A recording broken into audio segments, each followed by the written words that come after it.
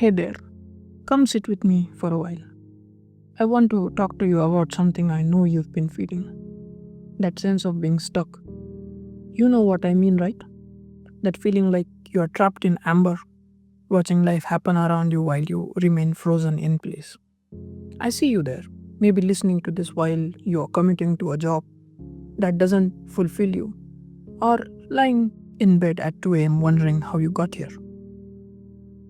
Maybe you're successful by every external measure, but inside, there's this quiet voice asking, is this it? Is this all there is? You're not alone in this. And more importantly, you're not broken. What you are experiencing, this stuckness, it's actually one of the most fundamentally human experiences there is. Today, I want to walk with you through why this happens, what it means, and how we might find our way forward together. Let me ask you something. When did you first notice you felt stuck?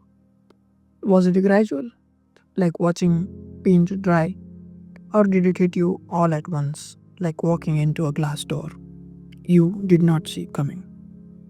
For most of us, stuckness creeps in slowly. It is not dramatic. One day you wake up and realize you have been going through the motions for months, maybe years. You're living your life on autopilot, and somewhere along the way, you stopped being the pilot. There is something fascinating, and it might surprise you. Feeling stuck isn't actually about your circumstances. I know, you're thinking about your mortgage, your responsibilities, that relationship that's going nowhere. But stay with me here. Think about it this way. You've probably felt stuck before in completely different circumstances, right? Maybe as a teenager in your childhood bedroom, or in college when you had all the freedom in the world. Stuckness isn't really about external limitations, it is about something deeper. It's about losing connection with your sense of agency, your sense of becoming. Heidegger talked about this concept of thrownness, the idea that we are thrown into existence without choosing it, into circumstances we did not pick. But here's the thing, we also have what he called projection, the ability to throw ourselves forward into possibilities. When you feel stuck, you have lost touch with that projective power. You have forgotten that you are not just a victim of circumstances, you are also their author. You see, stuckness is really about time, not clock time, but lived time. When you are stuck, the future feels like just more of the same. The past feels like a series of wrong turns, and the present feels like purgatory. Not quite living, not quite dying, just existing. Can you consider this for me? Maybe feeling stuck isn't a problem to be solved. Maybe it's information. Maybe it's your psyche's way of telling you that something needs to change, that you have outgrown your current form and it's time for transformation. Let us talk about what is actually happening in your mind when you feel this way. Psychology says that stuckness often comes from what therapists call learned helplessness, but it is more nuanced than that. You know that feeling when you tried to change something in your life multiple times and it did not work? Maybe you have tried to leave that job, or have that difficult conversation, or start that creative project. Each time you tried and did not succeed, your brain filed away a little note. This does not work. Don't waste energy here. Your brain, bless it, is trying to protect you from disappointment and wasted effort. But in doing so, it is also protecting you from possibility. It is like having a bodyguard who is so good at their job that they won't let anyone near you, including the people who might actually help. This is really interesting, you know. Dr. Marsha Linehan, who developed dialectical behavior therapy, talks about something called wise mind. the integration of emotional mind and rational mind. When you are stuck, you're usually trapped in one or the other. Your emotional mind is saying, "This feels terrible, I need to escape."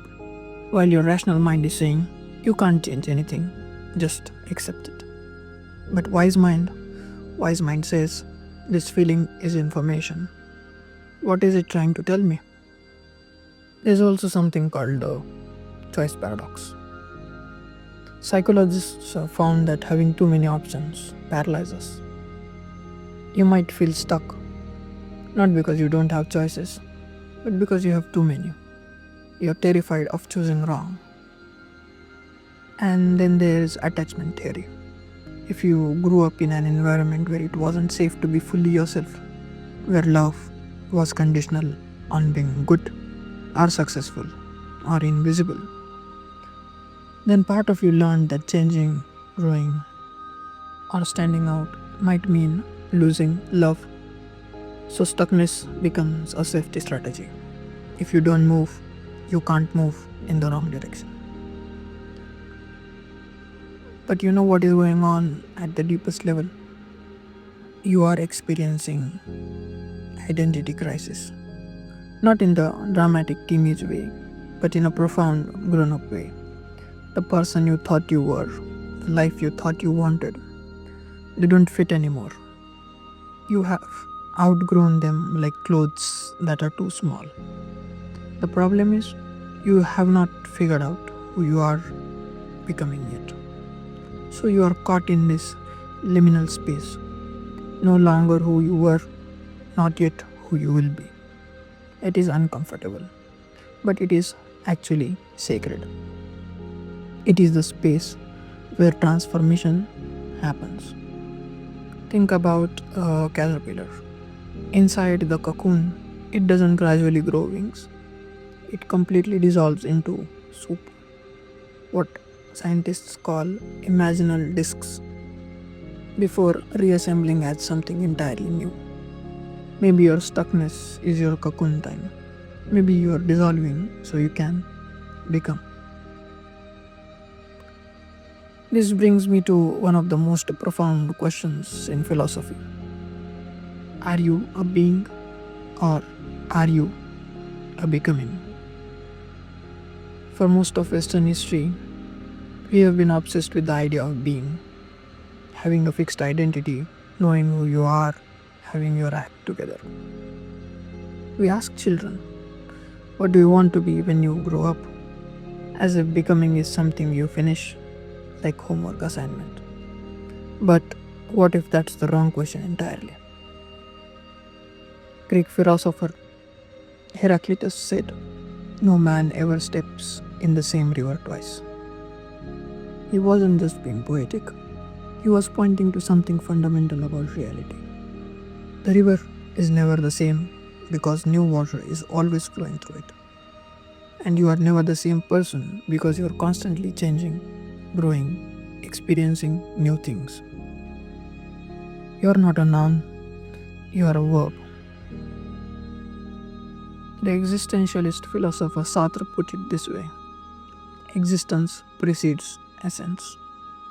What he meant is that you exist first, and then you create who you are through your choices and actions. You're not stuck with some predetermined identity, you're constantly creating yourself. But here is where it gets tricky, and where that stuckness comes in. We live in a culture that demands that you know who you are. Dating apps want you to describe yourself in few bullet points. Job interviews want you to explain your brand. Social media wants you to have a consistent identity that people can recognize and follow. This pressure to have a fixed identity is part of what makes you feel stuck. You think you need to know who you are before you can move forward. But what if it's the opposite? What if you discover who you are by moving forward? Nietzsche had this beautiful concept called amor fati, love of fate. Not just accepting what happens to you, but loving it, including the difficult parts, because they are what make you who you are. But I think there is something even more powerful. becoming, a more becoming, love of becoming, love of the fact that you are unfinished, that you get to keep creating yourself. Buddhist concept of impermanence points to the same truth. Nothing stays the same forever. Not your circumstances, not your feelings, not even your sense of being stuck. The very fact that everything is constantly changing means that change is always possible. But you know what is beautiful about this?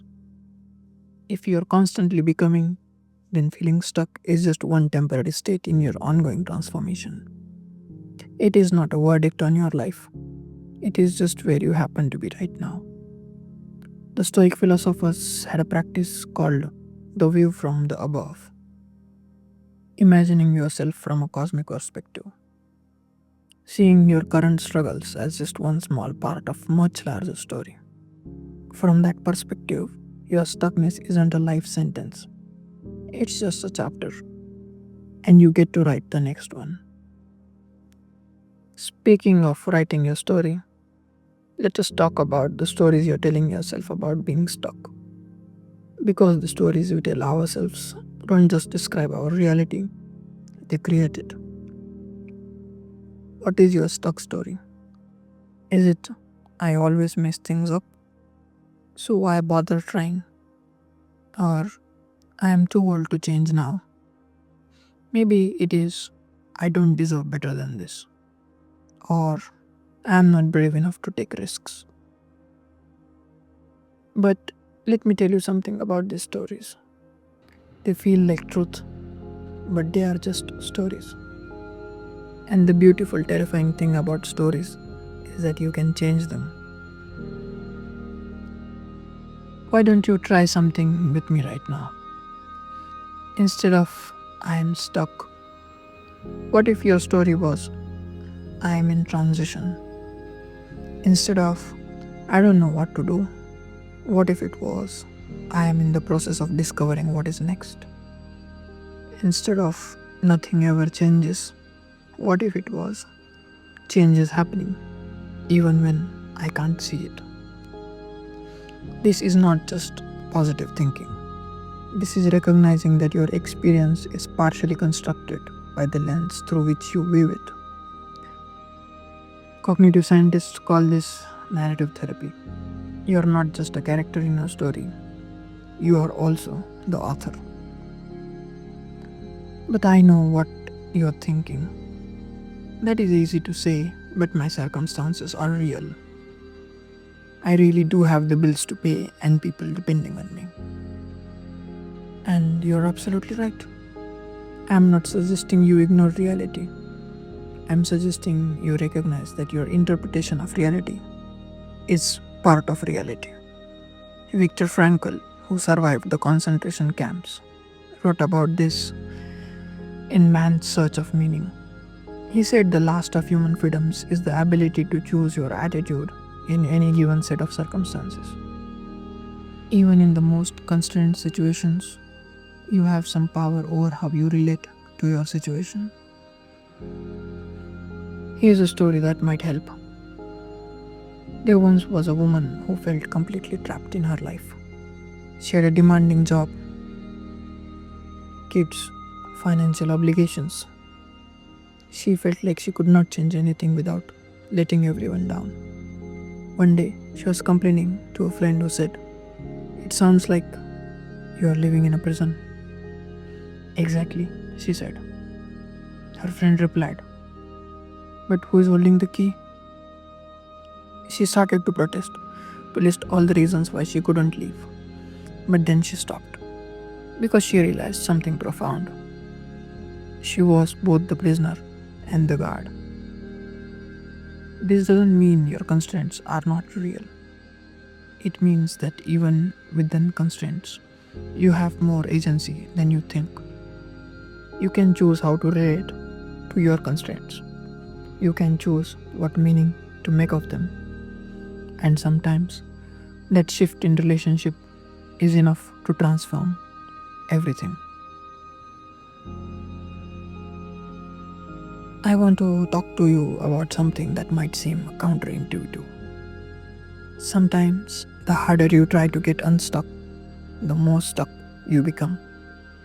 Have you ever noticed that? You make lists of changes you want to make. You research new careers. You make vision boards. You set goals, and somehow you end up feeling even more trapped than before.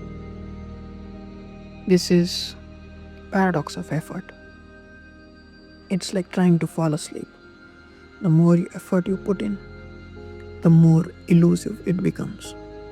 We all have felt that.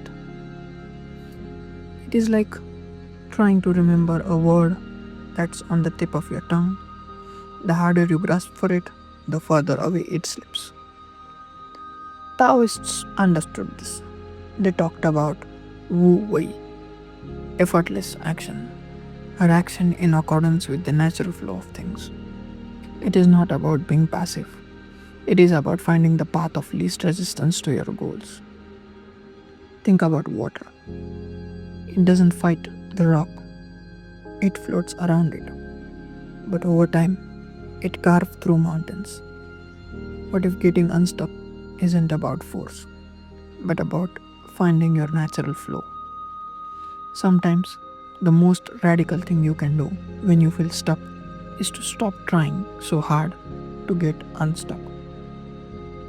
To trust that maybe there is a reason you are where you are right now. Maybe there is something you need to learn or experience in this stuck place before you can move forward. This does not mean giving up. It means changing your relationship with the process. Instead of demanding that change happen on your timeline, what if you created space for it to emerge naturally? So, how do we actually work with this stuckness in a practical way? How do we honor both the depth of this experience and our very real need to move forward in life? First, let me ask you to start small. I mean, ridiculously, embarrassingly small. The goal is not to change your whole life tomorrow. The goal is to remember that you can change things. You can choose something different, even if it is tiny. Maybe it is taking a different route to work. Maybe it's calling someone you have been meaning to call. Maybe it is just sitting in a different chair than you usually sit in. These micro choices matter because they remind you and your nervous system that you have agency. Second, pay attention to your energy. When do you feel most alive? What activities, people, or environments make you feel more like yourself? Stuckness often happens when we are spending too much time in situations that drain us, and not enough time in situations that replenish us. You do not need to quit your job tomorrow, but you can start noticing what gives you energy, what takes it away. This information is crucial data about who you are becoming. Third, practice the art of the experiment. Instead of making permanent changes, try temporary ones. Give yourself permission to try something for a month or even a week. This takes the pressure off having to know if it's the right and lets you gather actual data about what works for you. Want to know if you would like to live somewhere else?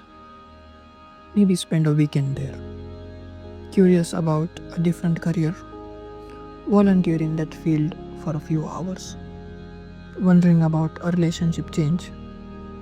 Have an honest conversation. Fourth, find your people. Stuckness is often worse when we are isolated.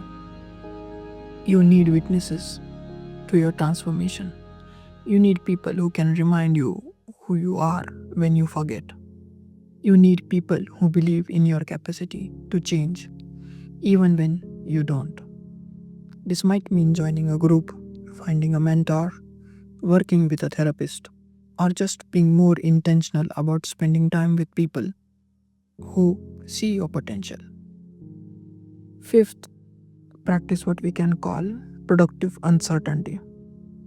Instead of needing to know exactly where you are going, get comfortable with knowing your next right step. You don't need a master plan. You just need to know what direction you're walking in. And finally, remember that transformation is not a linear process. You are going to have setbacks. You are going to have days when you feel more stuck than ever. This is normal. This is part of the process. The spiral staircase goes up, but it also goes around. Sometimes it feels like you're going backward when you're actually going forward. As we come to the end of our time together, I want you to take a deep breath with me. Feel your feet on the ground.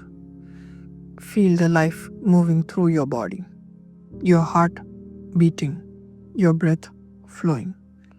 This is proof that you are not as stuck as you feel. Life is moving through you right now. The feeling of being stuck is real, but it is not the whole truth about you. You are not a static being trapped in unchanging circumstances. You are a dynamic process, constantly becoming, constantly creating yourself through your choices. Your stuckness might be trying to tell you something important. Maybe it is time to let go of who you thought you were, who you thought you were supposed to be, and discover who you actually are. Maybe it is time to trust that you don't need to have it all figured out to take the next step. Maybe your so called stuckness is actually a cocoon, and what feels like dissolution is actually preparation for flight. You have more power than you know. You have more choices than you see. You have more time than you think. Not infinite time, not unlimited power, not perfect choices, but enough. Enough of them. You have enough to begin. The question is not whether you can change your life. The question is, who do you want to become? And the beautiful thing is, you get to start becoming that person right now, in whatever small way feels possible today. Your stuck phase is not your final destination. It is just where you are right now. And right now is where all transformation begins. Take it one breath at a time, my friend. You've got this.